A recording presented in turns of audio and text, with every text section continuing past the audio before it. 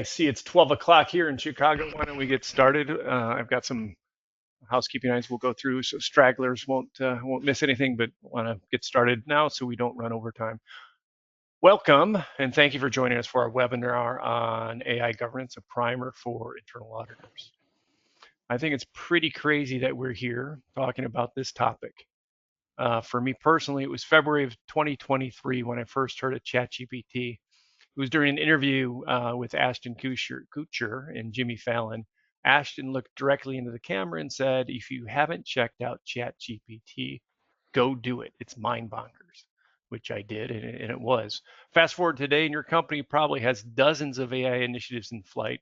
And if you're dealing with third parties, they too have multiple initiatives. The need for strong AI governance has become critical, so I'm glad you're here and decided to invest the next hour of your time with us. Before we get started, I mentioned we have some housekeeping items to take care of. We'll be launching poll questions throughout the webinar for CPE credit tracking during today's session. To receive the CPE credit, you must participate in all 3 poll questions that you see on the screen during the webinar. We'll do our best to announce when they're coming, so if you get distracted, you can come back and answer those questions and get credit. If you have any questions related to the webinar material during the webinar, please submit them via the question feature on your control panel. You may want to get familiar with that control panel now. If your question cannot be addressed, a member of our team will follow up with you after the webinar. The presentation slides can be downloaded from the handout section in your control panel, so you can have them in your back pocket. The webinar will be recorded and will be sent out for on-demand access after the session. And then lastly, at the conclusion of the webinar, a short survey will launch, which will need to be completed for professional credit. So it automatically will close the webinar and up will pop the survey. Just quickly fill it out. It shouldn't take more than a minute, if that.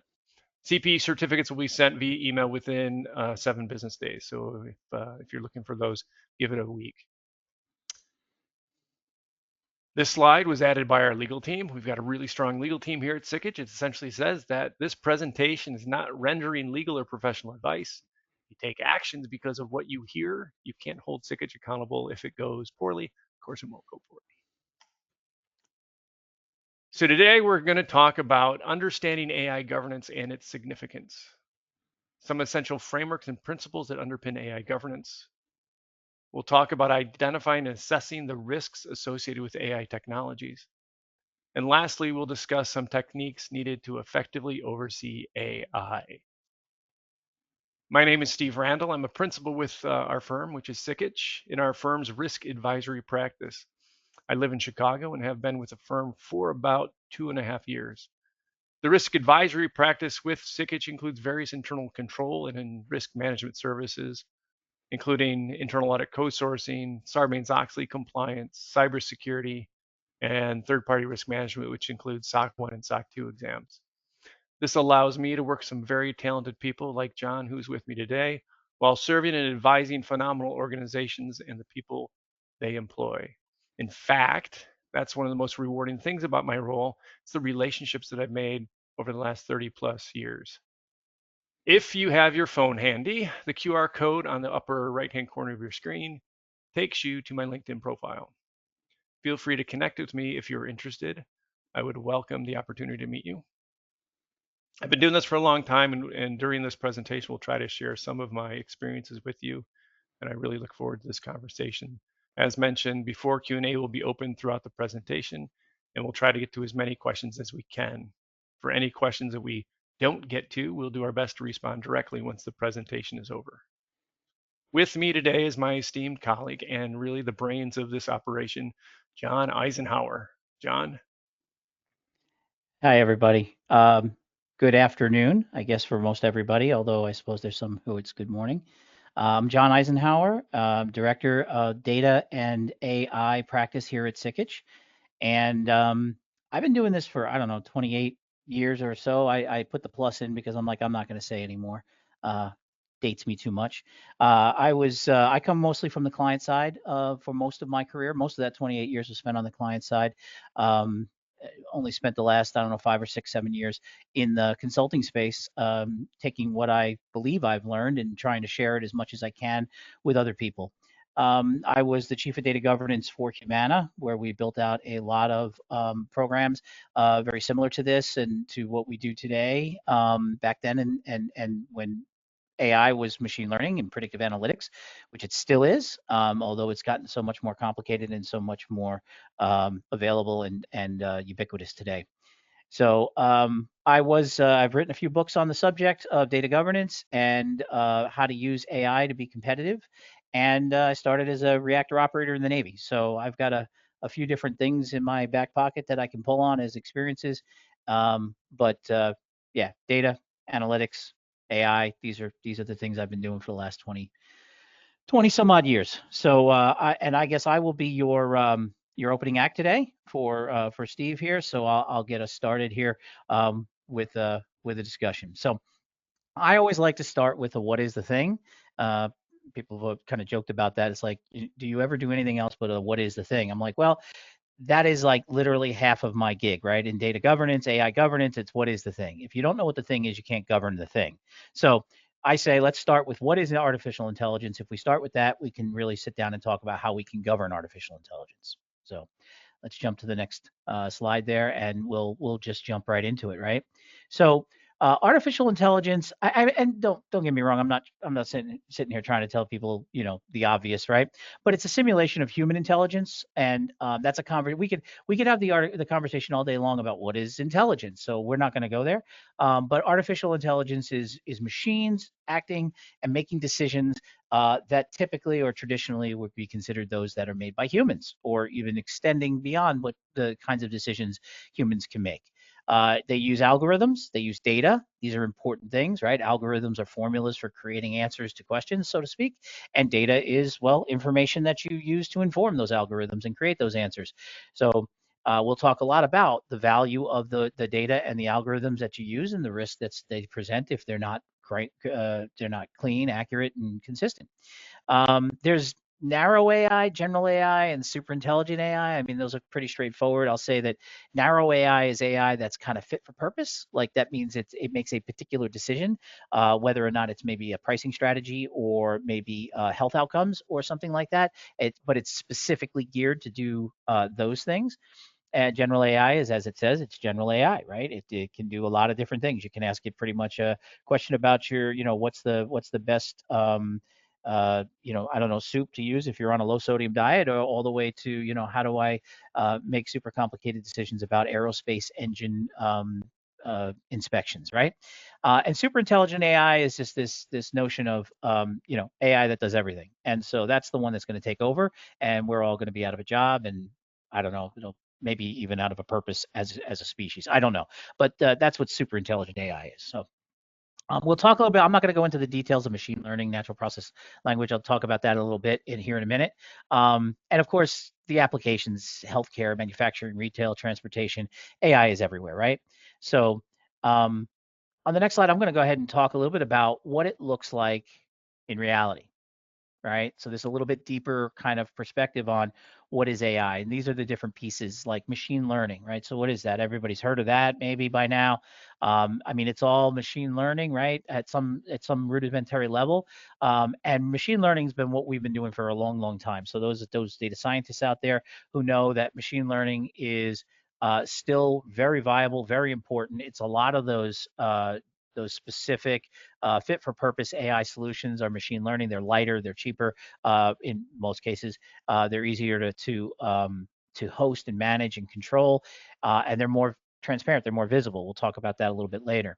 Natural language processing is essentially basically the ability to take these words that I'm saying and turn them into something the machine can understand, do something with it, and then actually turn that back into something that a human can understand.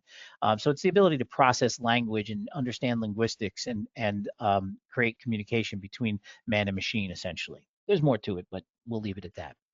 I'm going to skip RPA and come back to it in a second. And go to generative AI. That's the one I know everybody's talking about, generative AI, and it's really important. I love it. I have a lot of fun with it. I get a lot of work done with it. I think it's really powerful. But real key thing to know about it is what makes it generative is the fact that it can create and generate new content, new things, new items. A lot of times they're based on something else, but that's no different than a human who has an imagination and creates a new dragon, right, in their minds, and then they draw a picture of it. Well, that dragon's derivative of what? All the different monsters and dragons that you've seen before. AI is no different. It takes all the stuff that it knows, that it's learned, and it kind of predicts the next thing.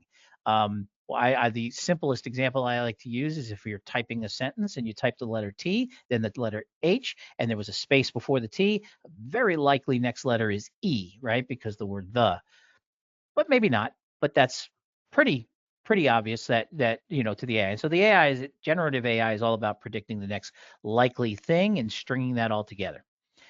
We have computer vision in here because this is a computer vision and speech. So our two big areas where we're moving into, where we're starting to get into the robotics space, and we're starting to get into places where machines are actually being able to inspect parts, look at things in the real world, and bring that information back into the machine learning world, and then actually do things, take action, or make decisions about it. Right. So computer vision is about classifying and organizing things, and robots won't function very well if they don't know the difference between a banana and a cat, right? So computer vision and the ability to do that is really important.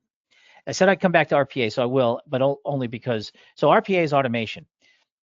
And automation, right? It's been around for a long time, and it's the idea of automating tasks that normally get strung together. There might be some logic that needs to be pulled together, and in order to make step one happen, maybe there's two or three options for step two. So then there's some simple logic to do steps one, two, or three, and then basically it takes the human out of the process because I know exactly what needs to happen. It's very what we call deterministic, right? So that's automation, right? And we all know about that. So the reason I brought it back at the end though is as I start to take automation and I bring in machine learning and I bring in generative AI and I bring in these AI capabilities and I bring those two things together, automation and artificial intelligence, I get what we call intelligent automation. And a lot of what you're going to see in the market today and probably for the foreseeable future, right, is really more intelligent automation. It's the combination of these two things together. And that's why it's really important, because you may be looking at something that is just simple automation, and the governance on that is a little bit different. It's a lot less stringent. It needs to be a lot less stringent, right? Because it's more deterministic, it's more transparent.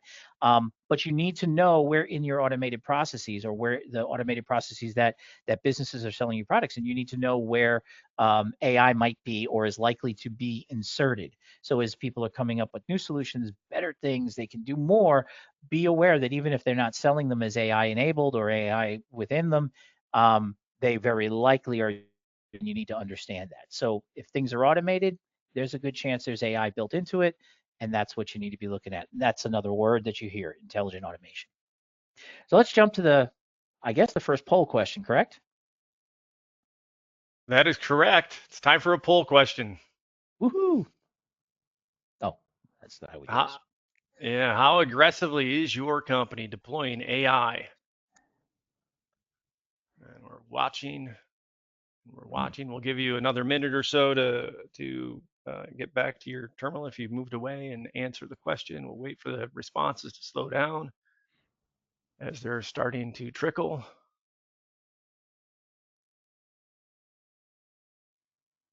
Another 30 seconds. John, are you able to see these in real time? I am. Okay, good. Yeah, yeah. All right. A lot of I think caution, we a can lot of probably, caution out there. a lot of cautious. It's good. All right, now we've got 92% of the vote in. We've got magic hands behind us. We can end it. There we go. Um, Magic hands. That sounds like fun. Should that be yeah. governed? I think that should be governed for sure. Those magic hands have a name, but we will protect the anonymity of the magic hands behind the screen. Anything here surprise you? No, not at all. I mean, from this audience, especially, I'm expecting caution. It Uh, would be. I think I'd be cautious or nervous if it wasn't the way. So no. How about yeah, you? so I'm happily surprised about the 31 people that said very aggressive. So there's some. Um, it's important that those people are here. There's a point at which I'll discuss. I'll talk to the 27 people who said not at all, Uh-huh. and open up the conversation at some point in the future. Like, reach out to me. Let's talk about that because, as you're all well aware, that's a risk too, right? So, Mm-hmm. all right. Okay, let's So, do carry we on. jump back in? All right. Jump back Let's in. jump back in. Let me get to Okay. the next So, screen. all righty. Awesome. So, I've already mentioned some of this, but I like to bring this up. There's traditional AI and there's generative AI, right? And so and there's more. It's more complex than that, but I like to say there's there's there's AI prior to November of 2023, right? And then there's AI today, right? And so I like to make sure people are thinking, oh my goodness, yeah, ChatGPT has changed the world, and it absolutely did. Um, and so we need to really make sure we think about it. But there's two different things that you need to consider, right? Like, so we already have a lot of machine learning, predictive analytics, other forms of AI that have existed for a long time, and they're very transparent, right? That's one of the big components is the difference between traditional AI and generative AI. A lot of people don't realize that generative AI is like we went from hundreds, maybe thousands of features, right? These components inside of the complexity inside of a model to millions and billions of features inside of these models. And so humans aren't capable of processing that much information. So Steve, if you just hit one click for me on the circle there. Um, oh, okay, or all the clicks. That There you works go. too. Well, anyway, that's okay. So there's this thing called interpretability in these models, in the generative AI models, and it's interesting because, like, take Anthropic, which who makes Claude, if you're not familiar, and OpenAI makes ChatGPT, for instance. It's interesting because there is a tremendous amount of research and money being put into um, from these companies being put into researching and trying to understand how their models work. Now, that may sound counterintuitive to a few of you, I hope, because they made them. They made the models, and now they're spending a tremendous amount of money to figure out what the models do because they don't know, or they don't really not know what they do. They don't know exactly what they do, and they don't know exactly what they do for each decision. And this is where we all come in, right? Trying to govern and trying to understand these things and trying to put controls around and making sure people understand that that's the case. And then the second one is that I like to point out is predictable outputs versus varied outputs. That's that click that you just brought up a second ago, right, Steve? If I create a machine learning model or any other kind of automation, I can predict the output of that model as a human. I can literally sit there and I can write down and I can trace what it'll produce for the most part. On the generative AI side, I can't do that. I can't do it the same way. There are tools and there are capabilities that are being developed to help us do that, but we can't do it the same way. So the reason I mentioned that is because, especially if you're in an auditable space, right, where you need to be able to reproduce results exactly and explain details of how you got there, you need to do a lot more work in terms of how you implement your AI and what you use your AI for, and you need to be careful about that because non-deterministic models like generative AI are not repeatable.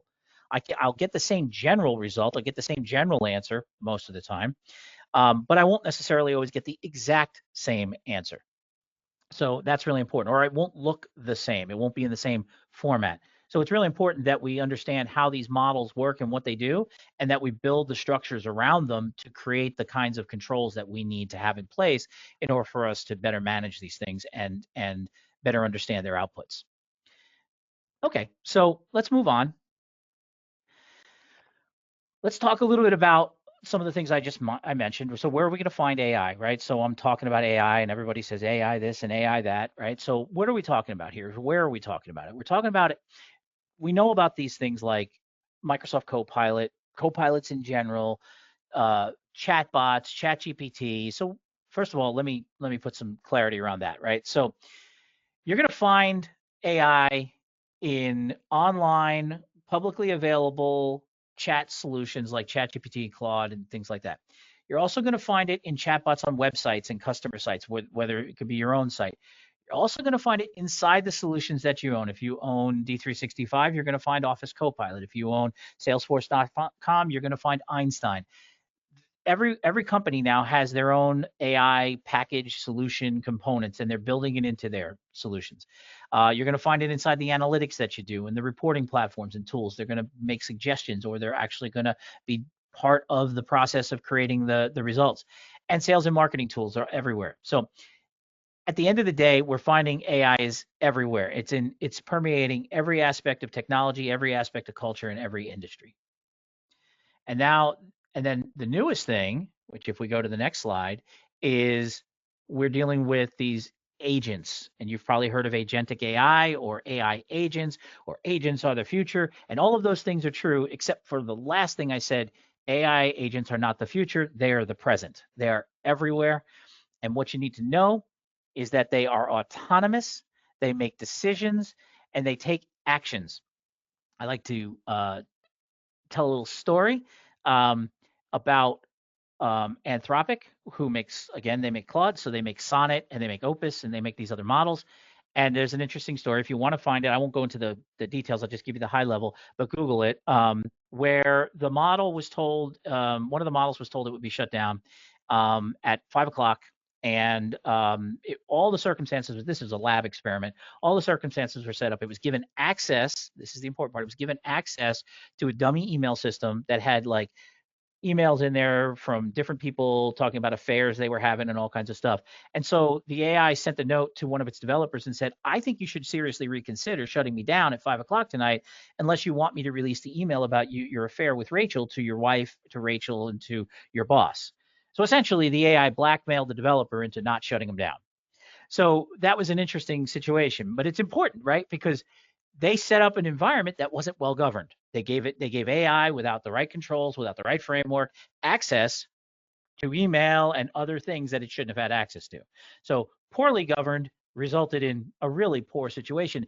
And that's way worse than what we'd find if we use traditional technologies. One click for me, and I'll answer the question, why should you care? And the answer is autonomy is harder to monitor, right? Proactive solutions by a machine are hard to regulate. They're a lot easier to regulate with a human, right? We kind of know what humans are going to do. We definitely know what automated systems that have algorithms programmed, hard coded into them are going to do. And the thing I just told you a few minutes ago, right? This stuff is transparent. You can't see through it. You can't get to exactly what did it do and when did it do it and why did it do it. So you have to actually build things in to require it to tell you those details. So it's important, and these agents are everywhere, and it's really cool. One of the things, if you pay attention to using some of these ChatGPT kind of tools, if you look at the little window that usually, like if you do a deep research thing and you look at the window, when you ask it a big involved question, there's a window that says reasoning logic, and a lot of times it's minimized. If you open it and look at it, an interesting thing you're going to see is, oh, the user asked me this question about XYZ. I think that breaks down into 5 different subtopics. So I'm going to go ahead and I'm going to spin up 5 agents to go out and independently research that subject in 5 different branches, basically. And as you watch it, what's done is the one agent that you're working with, which is called an orchestrator, has now spun up 5 different agents, which you didn't ask it to do necessarily, which are going out to the web and researching information and collecting data or something, or could be doing any number of those agents is acting independently. Those agents all have access to things called tools, which give them access to other things like your email. So you can see how complicated and convoluted this can get and how quickly it can get there. So understanding the parameters of all of this, understanding the scope of all of this with generative AI, I hope helps you understand why suddenly, all of a sudden, everybody's talking about AI governance when AI has been around for a very long time. It's because what we've done is we've created an exponential change in how much it can do, how quickly it can do it, and how many things it can touch. So from a governance perspective, it has become an exponential risk, but it's also super powerful. So it's also become an exponential opportunity, which means everybody's starting to do it. So that's my story on that. Agents are really important. So moving on, let's talk a little bit about what's going on in the world and how you should be thinking about it. And I'm gonna kind of buzz through this bit a little bit because I'm not here to teach you. That's a different conversation. It's a different seminar, and we can certainly do that one where we actually go through all the different regulations and talk about what they mean and how they what the implications are. But this slide, I hope, shows you there is regulation happening everywhere in the world as it relates to AI. There were several just when we first we gave this presentation a couple months ago, right, Steve, in Yep. Chicago. That day, I had heard that there were like somewhere on the order of about 200 regulations that had been released just in this year, and that was 2 months ago or something like that. Th- Throughout the United States alone. Now, these are laws that haven't been enacted, but they're being discussed, or they're being rolled out, or they're being debated in somebody's courtroom somewhere. So there's a lot of debate about this. So if you guys all remember the privacy thing when GDPR came out, and then CCPA and all these other things, it's kind of like that. Like there's a lot of churn, and like every other technology, I'll warn you, right? There's the regulators regulation cannot keep up with the technology. It's just not, it just doesn't happen. And this technology is moving so fast that I am constantly on the lookout for trying to understand how regulations are going to keep up, and how they're not going to unduly limit or inappropriately omit some requirement or some regulation or restriction that should be in place. The only other thing I'll point out on this slide is that you'll notice that GDPR and things like that are still in here because data governance is still an issue. And because data is what feeds all of this, so if you're not governing this, you wind up in a situation where you have bad things happening. Which brings me to the next slide. We've taken the liberty of categorizing risk as we see them in this space, right? And we've broken them down into 6 basic categories, which is validity and reliability. We've all heard about hallucinations, misinformation, deep fakes. This is really important. I'll tell you this. I actually have a standing prompt that I use. I use all these prompts, and we can talk about prompts at another time. This is information you give a model to tell it kind of what you want it to do. It's usually in the form of a question or some kind of a statement, and then an ask of some kind of research. But it also shapes the context of what you're asking. And I have one. It's called No Lie. And basically what it says is, AI, don't lie to me. Don't make stuff up. Don't just create stuff. Don't lie to me, et cetera, et cetera. And I use it almost exclusively on every time I do any kind of a research, especially if if I don't already know what I'm looking for. I tell it, don't make stuff up, because it will. And it's not lying. It's not a human. It's a machine. It's predicting what it thinks the right answer is. And if you tell it not to do that, then it's going to cite its sources. It's going to do research. It's going to go find information and then verify the information. Takes a little longer, but you get better results. So we got to be aware of that. Accountability. Where is the human in the process? Is the human in the loop? Is the human on the loop? Is the human at the end of the process being informed of the output? And this matters if you're, it's one thing if you're trying to make a recommendation to somebody about, I don't know what kind of bath soap they should buy. That's one level of autonomy that's like kind of okay. It's another if you're trying to decide whether or not to, cut the red wire on a bomb disposal, right? That's probably someplace where you want to tell the bomb guy and let him make the final decision, right? You don't really want the AI cutting that. Um, Fairness and bias. I talked about data a minute ago, and that's a really important piece, right? If the data is not all there, the outputs that the model gives you will be based on what it knows.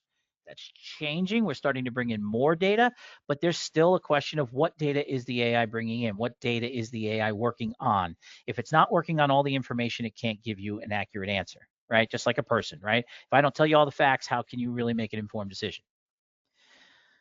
We'll keep going. Safety and security. I just talked about the blackmailing thing. There's a few more that great stories I could tell you, but they're all just the kind of thing that keeps you up at night. So just go out there and do some research. Anybody who's interested in this subject, by the way, should go out to Anthropic's website and read their safety and alignment papers. Research in this space, and they publish all of it, even the bad stuff. So one of the reasons I reference Anthropic so much, because I actually like their perspective on things. Data privacy is not just still, but even more of a concern, right? We got to understand how we're exfiltrating data, where it's going, is it going, and explainability and transparency. I already talked about that one, so I won't get into it. But essentially, the ability to understand what these things are doing is really important. It's really difficult, and we need to know it. So real quick, let's just jump to the next slide. And all this is meant to do is give you perspective that at the end of the day, you need to make sure that you understand your AI risk and where it fits into your business and your corporate risk model, and make sure that it actually becomes part of your corporate risk structure. If it's not, then the next part of the discussion, which is how do you govern it, won't make a whole heck of a lot of sense. And so the next slide, we'll jump to it is, and I'm just going to make this a statement, but you guys are all going to get the slides, so you can read all the details in these slides. This is just a point I like to make to the 27 people that said that they're not at all exploring the use of AI. Remember, your competitors are. And so maybe you don't have competition. Maybe you guys are federal government people or something, but then maybe think about, I don't know, the foreign governments are. But somebody is looking at AI and figuring out how to use it, and they're using it to come after you and your market. So you got to balance the two. All right, let's take a couple of minutes to talk about governing AI. And I am running a little bit behind on my discussion here, so I will You're all good. try to. All right, I will go through this because some of this stuff is stuff that I know most of these people know, and if you don't, give me a call and we can have a more detailed and specific conversation, obviously. So what is AI governance? And just like any other governance, it's the same thing. It's a set of structures and policies and processes that you put in place to make sure that your AI is behaving in a way that doesn't put you at risk or do harm to you, your customers, your vendors, et cetera, et cetera. Let's bring a couple of bullets up here. When organizations have effective AI governance, there's kind of these 5 things that they exhibit, and I'll talk about each one of them in a different slide, so I won't go into detail here. But they're aligned with the business strategy. You have guiding principles. You have a structure for how you govern, and it's aligned to your business, which I'll talk about. You have a framework, right? And all of your applications are monitored and governed appropriately throughout their life cycle. So you understand the life cycle of all the tools that are either using AI or impacted by AI. Let's go to the first one, right? Which is, and this one's simple, and that is align AI governance with your enterprise governance. And I say, give me one click, Steve, and I'll say it a different way is align your AI governance with your corporate strategy, which I'm going to assume, and I hope this is true, that your corporate governance is aligned to your corporate strategy. But that's it. You can read this slide later, but that's the point of this is you don't want to build an AI governance model that's based on some general, general idea of I just need to protect everything. I need to shut everything down. You need to understand what are your risks, what are the benefits, right? What is the balance point? So if we go to the next slide, I'll talk a little bit more detail about what these principles look like. So I mentioned the 6 principles before, and right. So taking a look at those principles and understanding taking a look at the risks as the categories of risk and understanding the principles that you need to apply in order to be able to safely and securely use AI. You'll notice they're very similar to data governance and other governance structures, right? First question is data privacy. Are you protecting the information that you've been given and that you're using on a daily basis? Are you keeping it from leaking out of the company or getting into the wrong hands? Fairness and bias. This is it's not new. It's definitely not new, right? Companies have always been required to be fair and unbiased, right? But these AI models, they're not humans. They're not doing these things on purpose. If you're doing a vision system, right, and it's supposed to, detect a person for a safety reason, and you don't train it on people with dark skin, it's not going to recognize people with dark skin that it needs to protect. And so that's very biased, right? That leaves a whole group of people unprotected by this solution or unaffected by the solution in either a positive or a negative way, right? So that's really important. That's a common one. I use that one as a common one that made the news and everybody kind of knows about. There's 100 of them I could go through, right? You can think of thousands and thousands probably, right? Again, I'm not going to hit explainability and transparency again. I just want to say that it's really hard to do if you're just trying to wing it, right? Like you need tools, you need people who know what they're talking about, and you need people who understand how these models work in order to actually get to a point where you can explain to an auditor or to somebody who needs, or to a lawyer or a judge, God forbid, how your AI model came to the answer it did. Security and safety, same thing. These models have what's called safety and alignment data, which is basically it's code essentially, or prompting. It's information that tells it, hey, you're not supposed to tell people how to get rid of a dead body or how to kill somebody without getting caught, right? Don't do that, right? So make sure that you have all those controls in place, because that's bad news, right? That's a bad thing to do. I mean, they're going to figure it out anyway, but let's not have our AIs tell them.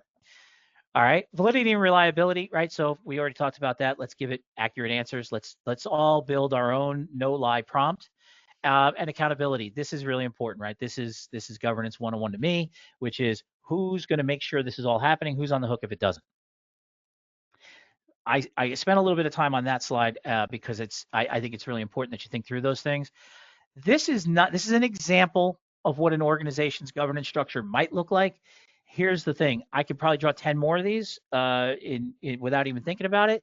And then I could draw, we could all sit here and if there's, I don't know how many people are on this call, but if there's 400 people on this call, then there's probably, 399 different versions of this model that we could draw. And Steve, if you jump to I'm not going to go into all the boxes, but essentially you can see, right, there's strategic objectives, there's advisory boards, councils, and those kinds of things, like you would expect in any governance program. I want to make sure everybody's thinking about this though. And if you're not already doing this, I do this with my data governance discussions, really any governance discussion. Really understand your business operating model, which is what I'm describing at the top in a very basic way, right? Are you a centralized organization? Are you a fully decentralized organization? It makes a difference. Don't go get a book, read a book that says this is how to govern your AI, and then just go and do that. Your organization is unique. This is one of those times everybody thinks they're special. This is one of those places where I agree. Every single person on this call works for an organization that is actually very different. And whether or not you're very agile because you're decentralized, which is great, but at the same time, that means you probably have fewer technical people in each area. You're going to get great information about your specific business, but you don't know the general business, right? So the overarching objectives may not be clear, et cetera, et cetera. So building your model for governing your program is going to be based on this. And we can jump to the next slide real quick. Another slide I'm not going to go into a great amount of detail on because you're going to get this slide and you'll all be able to decipher this and understand what this means. Implementing is a different story. We can have that conversation. But this is a framework that we like to use. It's a basic starter kind of framework to use for governing your AI, right? And it goes through all the things that are obvious and that we've just talked about, and it puts them into where the governance is, how to identify it, how to measure it, and obviously the responses that you can have. And I'll tell you, the bottom right corner, AI risk responses, is really important because that balance slide that I showed before about balancing innovation with protection. What happens here is if you go into the avoidance mode, and I've worked for many clients that just like, once I log onto their system, that's it. There's no AI access period. I can't go to any AI tool, no Copilot, no nothing, all the way to I log in and I'm like, we should not be able to get to this. This is too much, right? There should be something in the middle, right, for most organizations. So that's my spiel on frameworks and governance. Steve, you want to take us to the Yeah, next poll question? I will. Yeah, everybody, the poll question's coming up, so I can't imagine you stepped away from that conversation, but if you did, come back because here it is.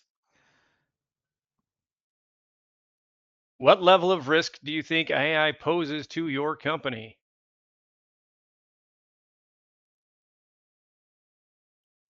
So it goes very high, moderately low, very low with a little comedy thrown in, maybe. Oh, come on. I got to be honest with you, right? I mean, there's a future right there at the bottom. I love the people who answered. We welcome your role. I love that. Thank you for putting that in there. Uh, I Same confess, night. I came up with this question and the answers, and I used AI to help me. Of course you did.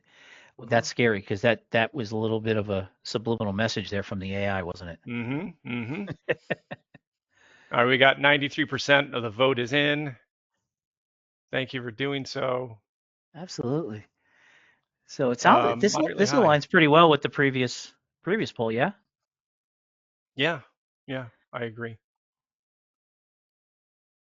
Well, hopefully those that are moderately high or very high, this presentation helps a bit. All right, I we do. I can like move that. on. I like the top one. I like those. All right. So um, I'm going to wrap it up here with a couple of really key points, in my opinion, which take it for what it's worth. Data governance is still a thing. I'm not going to go into it. Not going to tell you what it is. You can read the slide. Most of you have probably already got data governance programs. If you don't, please call me immediately because you're already behind. You need to have one. I don't care what it looks like, but it's still a thing. And then the final point I'll make, and Steve's going to probably bring this point home even more on the next slide, is you will need experts. I don't care where they come from. You will need to do research. You will need experts. You will need to develop capabilities around this. It is not something you're just going to figure out in your den on the spare time watching YouTube. I mean, enough YouTube. I guess you can learn anything, I suppose. But you need to develop capabilities around this, and you're going to need to develop skills. Don't your people need to understand basic data science concepts, machine learning concepts. Not necessarily everyone, but you need to have people who do and that are on point to help the rest of the organization basically think critically about what they're doing and what they're building. And that's my point. Okay, I hit back up instead of forward. So thanks, John. And all I have to say is, wow, it's a lot of great information for us to digest. And I hope everyone here took good notes. You got the slides, but if you didn't, as I said previously, there's a recording of this so you can download it later for on-demand watching in case you missed something that was important. Um, that was John. That was fantastic. And for those of you here, he had probably 25 more slides he could have gone into. So we should probably do another one of these, just focusing on the content we didn't get to. In the time we have left, we're going to shift the focus to our role. Our role is internal audit's role in AI governance. For those of you, the 90+% of you who are in internal audit and are attending this, this is really geared for you. Before we get started, let's quickly talk about some news from the last week. McDonald's has an AI hiring chatbot. It's called McHire. Who would have thought such a creative name, McHire? And it was breached last week. You want to know what sophisticated scheme was used for the breach? They cracked the admin password. The admin password was 12345 6. Nice. Yeah, and hacking that password, it's in the news, it's all over the news. And hacking that password exposed personal information on 64 million job applicants. So the scheme was not that sophisticated. And from a governance perspective, it's basic fundamentals. Why did policy allow for such a simple password? This next story was in the news just yesterday. Grok is Elon Musk's really cool AI application. John didn't mention Grok, but it's another one that people are using all the time. A new version of Grok was released, Grok 4, and it was breached within 48 hours of the launch. The attacker used an attack known as an echo chamber, where the attacker uses large language models' own reasoning and memory against itself.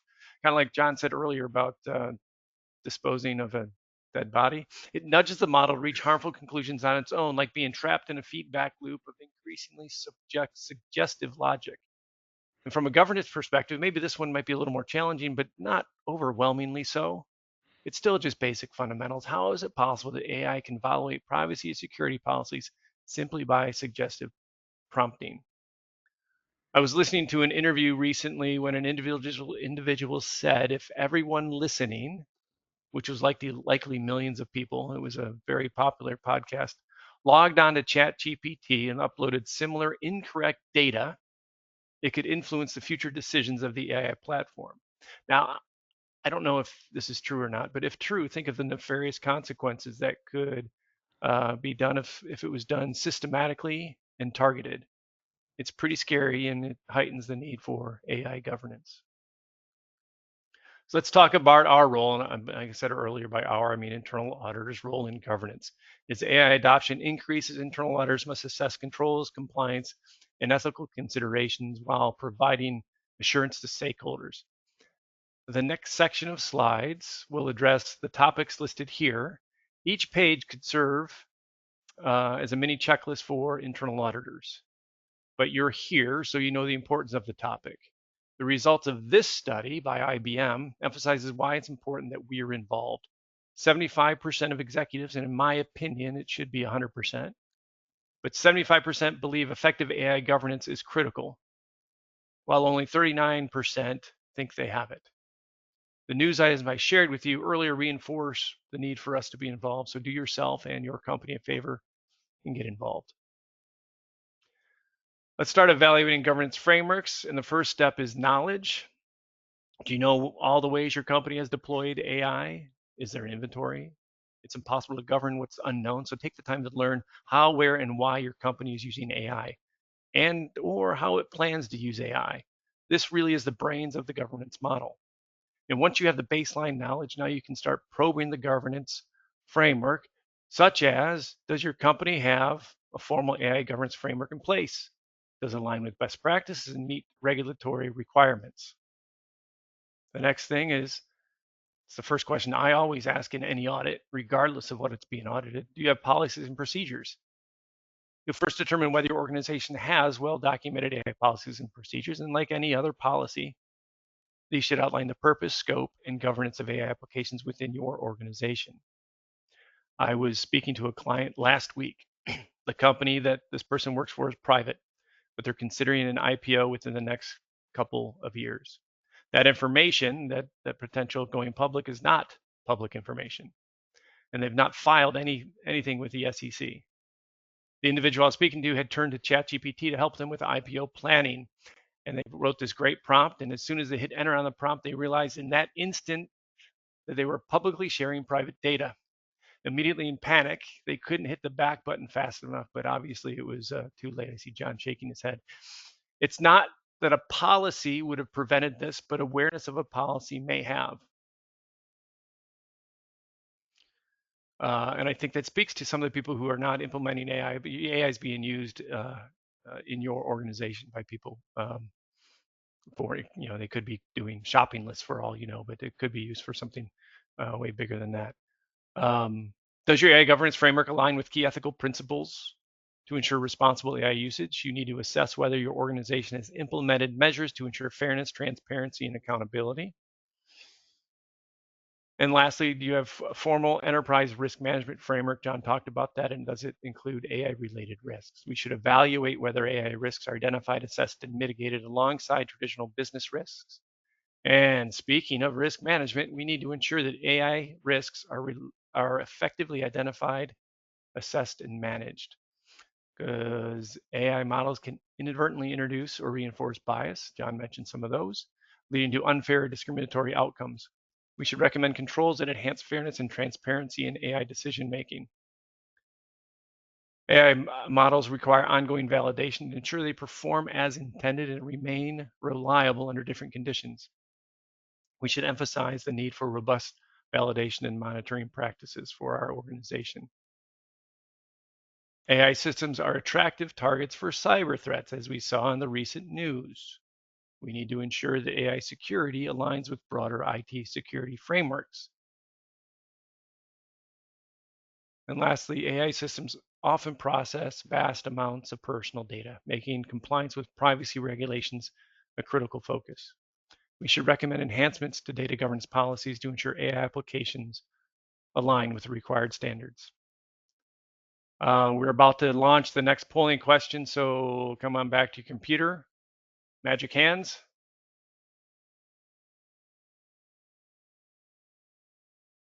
There we go. How confident are you in your company's AI governance? Well, it started out fast and furious with very confident. Now it's going down.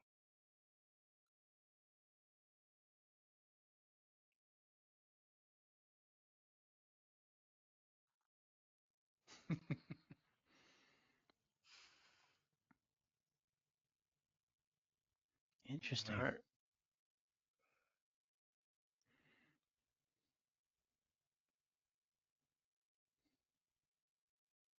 Thank you. Very confident. 7% of the population. I think that's good. It's the split. I think we're okay. I have concerns. Uh huh. It's a pretty even split. Yep, it sure is. It's exactly even. Okay, we'll carry forward. As AI is only as good as the data it works with.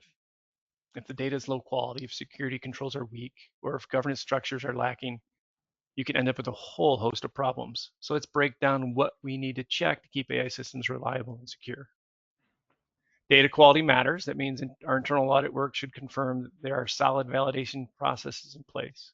The data sets are regularly reviewed and updated, so we're not working with outdated, incorrect, or biased information.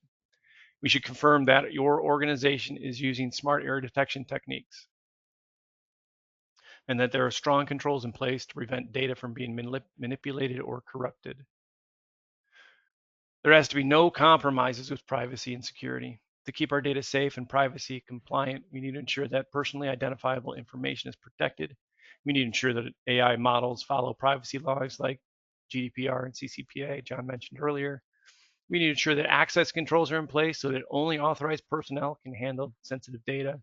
And if something goes wrong, which inevitably will, we need to ensure that you have solid incident response plans ready to tackle any data breaches. Accountability and transparency are key when dealing with AI-driven data. So let's make sure everyone knows their role when it comes to data ownership. Strong access controls are in place so that only the right people can use the data. We need to ensure that we're tracking data lineage so we always know where our data comes from and how it's being used in AI. And when we're using third-party data, we have to have solid policies in place to maintain its integrity. Lastly, AI should do good, not harm. Our internal audit work should confirm that our organization has clear ethical guidelines for how AI collects and uses data. We need to confirm that someone is responsible for actively checking for bias and fairness so our AI doesn't unintentionally discriminate or hallucinate. We need to ensure that users know exactly how their data is being used. And finally, we need to confirm that our organization's AI applications meet industry standards and support corporate goals. As AI systems become more integrated into business operations, ensuring transparency and explainability is critical. Your company leadership should have to justify how decisions are made because a lack of transparency can result in another long list of problems. The questions on this page will help you assess your organization's AI transparency and governance efforts, such as can AI decisions be explained to stakeholders, regulators, and customers? AI decisions should be interpretable by all relevant parties, including executives, regulators, and end users. A well-documented AI model ensures consistency, accountability, and compliance. So do you have proper documentation? And AI models can develop bias over time due to evolving data patterns, algorithmic drift, or flaws in training data sets. So who is periodically reviewing them? Compliance is and will remain hard. As artificial intelligence continues to reshape business operations, regulatory frameworks governing its use will rapidly evolve. John showed a bunch of them earlier. In the US, this could be state by state. Texas recently became the second state to pass AI governance legislation. So your company has to figure out a way to ensure compliance with both existing and emerging AI-related laws. Internal audit plays a crucial role in assessing whether AI systems align with regulatory requirements, ethical standards, and industry best practice. Adhering to ethical AI principles helps you maintain public trust and reduces the risk of reputational damage. Internal auditors should encourage organizations to implement AI governance frameworks, risk assessments, and AI fairness audits to ensure its responsible use. One of the cool things about AI is also one of the scariest. AI systems are not static. They evolve as they process new data, adapt to changing environments, learn and undergo updates. Without proper oversight, AI systems can become inaccurate, biased, and vulnerable to security risks, like what happened to Grok. AI models undergo frequent updates, which brings change management to the forefront. Effective change management ensures that AI model updates are properly documented, tested, and deployed without introducing errors or bias. AI models can degrade over time without continuous monitoring. AI models may produce inaccurate, unfair, even harmful decisions. And despite our best efforts, AI models can fail, sometimes with serious consequences. So you must have incident response plans in place that address the failures quickly and effectively. We, the collective we, internal auditors, we are in a position to ensure our organizations establish clear AI accountability measures and develop comprehensive incident response plans to mitigate risks. We need to be at the table. We need to be in the room as decisions are being made. Our perspective, insights, and influence should be heard. But there's one last thing. AI should enhance rather than replace human decision making. Without proper human accountability, AI-driven processes can lead to unintended consequences. I have another example. I was speaking to the chief audit executive of an organization recently and was told their team started using AI to automate report writing. What they do is load the work papers into AI. Some of you may be doing this already. They ask AI to write the report based on what was in the work papers, and voila, a few minutes later, the report would get generated. It's a practical use of AI that saves a bunch of time. But it turns out AI didn't do a very good job writing the report. When asking the audit manager about the poor quality report, the auditor blamed AI. It was AI's fault, not mine. Well, the use of AI doesn't absolve us of our responsibility to produce outstanding results. Our name is on that report. We still must be involved and personally invested in the process. AI governance requires clear accountability structures to ensure that those responsible for AI development, deployment, and monitoring understand their roles. And while AI can automate complex tasks, it should not operate without human review and intervention, particularly in high-risk areas. Effective AI oversight extends to the highest levels of your organizations. The board and executive leadership must be actively engaged in AI strategy, risk management, and compliance. There are multiple steps internal audit could take with each of these. The more involved we are, the better governance structure our companies will have. I'm going to do a quick check of time. So you're going to go do an AI audit. I will zip through this as we're coming up to the top of the hour. Now that you've learned about AI governance, you've looked from an internal audit perspective at your firm's AI governance. Like, I want to do an audit. So step one is understand the ecosystem. You already did this. It's in the governance audit. It was the brain of the methodology. Next step is risk-based prioritization. Similar to any other risk-based, it needs to focus on high impact AI systems. To do so, you're going to look at both the likelihood and impact. You're going to do your control assessment. You're going to test the design and operating effectiveness of those controls. You're going to test technical and procedural elements. So not just the technology behind it, but how people are handling that. And lastly, you're going to review the documentation. As we said, thorough documentation is essential for AI, and hopefully your firm or your organization has good documentation. I ran through it really quickly. I got a page full of notes I could read you, but based on time, we're going to skip that. But this 4-step strategy provides a structured approach to auditing AI that builds on your existing audit expertise. The technology may be new, but the fundamental principles of good governance are not. Your role as internal auditors is vital in ensuring that your organization adopts increasingly powerful AI capabilities, appropriate safeguards that evolve alongside them. So let's talk about some key takeaways.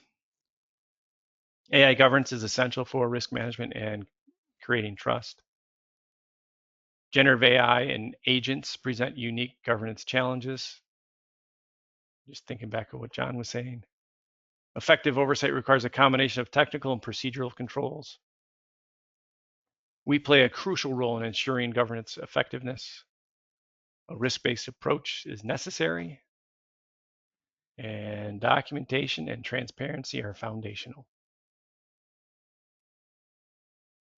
As AI reshapes industries, internal auditors must adapt and lead to ensure AI systems are trustworthy and aligned with organizational values. We are at the bottom of the hour, so as a reminder, please complete the survey that pops up after the webinar to receive your CPA credits. The certificates will be emailed to you within 7 business days.